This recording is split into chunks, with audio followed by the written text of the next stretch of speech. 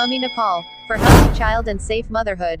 देश तथा विदेशमा रहेर मम्मी नेपाल हेर्नुहुने र मम्मी नेपालसँग जोडिनुहुने सम्पूर्ण नेपाली दर्शकहरूलाई मम्मी नेपाल च्यानलमा हार्दिक स्वागत गर्दछौँ। प्राय मौसम परिवर्तनसँगै रुगाखोकी देखा पर्छ, तर नवजात शिशु तथा बालबालिकाहरूलाई अन्य समयमा पनि रुगाखोकीले सताइरहेको हुन्छ।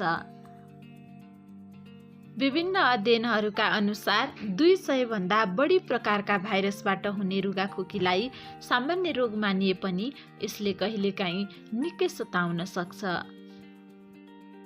सामान्यतया खोक्दा वा हाछ्यौं गर्दा रुगाखोकीको जीवाणु वरपर हावामा फैली बच्चाको खेलौना तथा अन्य ठाउँमा टाँसिन सक्छ। बच्चाले खेलौना समाउँदा ती जीवाणु हात हुँदै मुखमा छिरी संक्रमण फैलिन्छ। कहिलेकाहीँ धुलो, धुवाँ, प्रदूषण तथा बदलिँदो मौसम इत्यादिको कारण पनि एलर्जी भएर रुगाखोकी लाग्न सक्छ। तर कहिलेकाहीँ रुगाखोकी बिग्रेर निमोनिया, दम, साइनोसाइटिस अर्थात् पिनास जस्ता अनेकौं रोगहरूको कारण पनि बन्न सक्छ। आजको भिडियोमा हामी बच्चालाई रुगाखोकी लाग्दा गरिने घरेलु उपायको बारेमा चर्चा गर्नेछौँ। भिडियोलाई अन्तिमसम्म हेरेर पूर्ण रूपमा जानकारी प्राप्त गर्नुहोला। Don't forget to subscribe Mummy Nepal. Press the bell icon to never miss the update from Mummy Nepal. यदि बालबालिकालाई रुगाखोकीले सताइरहेको छ भने सबैभन्दा पहिला त उनीहरूलाई पर्याप्त मात्रामा आराम गराउनुपर्छ। त्यस्तै गरी बालबालिकालाई रुगाको लक्षण देखिन साथ पर्याप्त मात्रामा मनतातो पानी, सुप तथा झोलिलो पदार्थहरूको सेवन गराउनु पर्दछ। 6 महिनाभन्दा कम उमेरको बच्चा छ भने अर्थात् बच्चाले आमाको दुध खाइरहेको छ भने साबिकको भन्दा बढी पटक दुध खुवाउनु पर्दछ। रुगाखोकी लागेका 6 महिनाभन्दा माथिका बच्चालाई प्रशस्त मात्रामा झोलिलो पदार्थको सेवन गराउन सकिन्छ। यसले बच्चाको शरीरबाट पानीको मात्रा कम हुन दिँदैन र मुख तथा नाकलाई पनि सुक्खा हुनबाट बचाउँछ। बच्चा सुत्ने बेलामा पनि बच्चाको पैतालामा तोरीको तेल लगाएर राम्रोसँग मालिस गरिदिनु पर्दछ। याद राख्नुहोस्, सामान्य रुगाखोकी लागेको बच्चालाई खानेकुरा बार्नु पर्दैन, बरु रुचि अनुसार पटक पटक गरेर पोसिलो खानेकुराहरू खान दिइरहनु पर्दछ। रुगाखोकी लाग्दा नाकमा जमेका फोहोरको कारण बच्चालाई सास फेर्न गाह्रो भएमा नाकको दुवै प्वाललाई नुन पानीले बिस्तारै पुछिदिनु पर्दछ।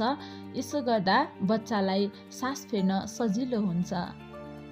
नेपाल सरकारले निशुल्क वितरण गर्ने डीपीटी खोप अर्थात् डिप्थेरिया, पर्टुसिस र टिटानसको खोप लगाउनाले बच्चालाई लहरे खोकी तथा अन्य विभिन्न संक्रमणहरूबाट पनि बचाउन सहयोग पुग्छ। रुगाखोकीको संक्रमणमा 5 वर्ष मुनिका बच्चालाई कुनै औषधि दिनुभन्दा प्राकृतिक रूपमै उपचार गर्नु फाइदाजनक मानिन्छ। तर जटिल लक्षणहरू जस्तै ज्वरो आएमा बालरोग विशेषज्ञको सल्लाह अनुसार उपचार गराउनु पर्दछ। हामीले घरेलु उपायहरूमध्ये आवश्यकता अनुसार कुनै 1 वा 2 वटा घरेलु औषधि प्रयोग गर्नुपर्दछ, तर सबै एकैचोटि गर्ने होइन। खोकी लाग्दा 1 वर्षभन्दा माथिका बच्चाहरूलाई खोकी कम गर्न शुद्ध मह, अदुवा वा तुलसीको रसमा मिसाएर पनि दिन सकिन्छ।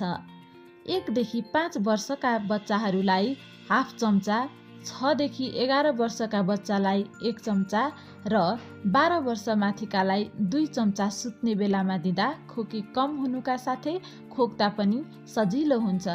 तर ज्वरो आउँदा चाहिँ मह दिनु हुँदैन। 6 वर्षभन्दा माथिको बच्चाहरूलाई लसुन, अदुवा, बेसार र तुलसीको पत्ता हालेर 10 मिनटसम्म पानी उमाल्ने र त्यसलाई दिनको 2 पटकसम्म खुवाउन सकिन्छ। अर्को उपाय चाहिँ अदुवा र बेसार पानी पकाएर त्यसमा 2-4 थोपा कागती मिलाएर दिनमा 5 देखि 6 पटकसम्म खुवाउन सकिन्छ। रुगाखोकी लागेको बच्चामा कुनै पनि सुधार भइरहेको छैन, 1-2 हप्ताभित्र पुरै ठिक भएको छैन वा अरू कुनै नयाँ लक्षण देखिएको छ भने बच्चालाई बालरोग विशेषज्ञसँग जाँच गराउनु पर्दछ। बालबालिकाहरूलाई रुगाखोकीबाट बचाउन धेरै उपायहरू अपनाउन सकिन्छ। हामीले चिसो मौसममा बच्चाको नाक मुख सुक्खा नहोस् भनेर कोठामा ह्युमिडिफायर मेसिनको पनि प्रयोग गर्न सकिन्छ। रुगाखोकी सर्न सक्ने भएकाले रुगाखोकीबाट सङ्क्रमित व्यक्तिबाट आफ्नो बालबालिकाहरूलाई टाढै राख्नु पर्दछ। रुगाखोकीबाट सङ्क्रमित व्यक्तिलाई बालबालिकाको अगाडि आएर खोक्दा तथा हाच्छिउँ गर्दा मुख छोप्न वा रुमालको प्रयोग गर्न आग्रह गर्नुपर्दछ। बच्चाहरूलाई पनि खोक्दा हाच्छिउँ गर्दा मुख छोप्ने तरिका सिकाउनु पर्दछ, साथै सिगान पुछ्ने तरिका पनि सिकाउनु पर्दछ। शिशुको नजिक जानु अघि सधैँ साबुन पानीले मिची राम्ररी हात धुनु पर्दछ।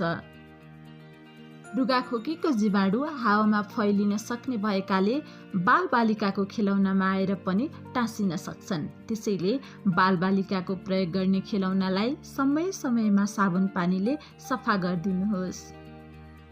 बालबालिकाको अगाडि धुम्रपान गर्नु हुँदैन।